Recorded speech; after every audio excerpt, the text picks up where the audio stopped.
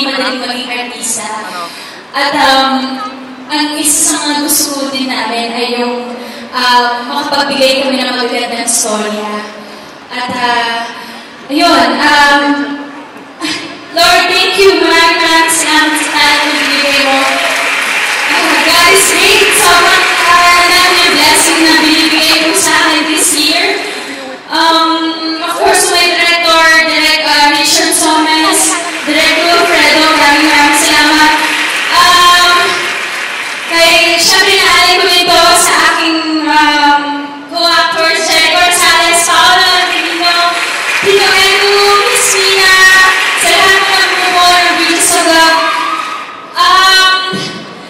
At sa aking BUH, Siyang Beres, Tita Malu, Tita Cory, Inang, Ma'am Charo, ABS-CBN Management, to my Star Creatives family.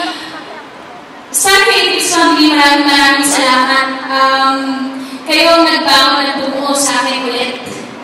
Grabe yung opportunity na ibigay sa akin from legal work pa lang hanggang Bridges of Love. Thank you so much. To my partner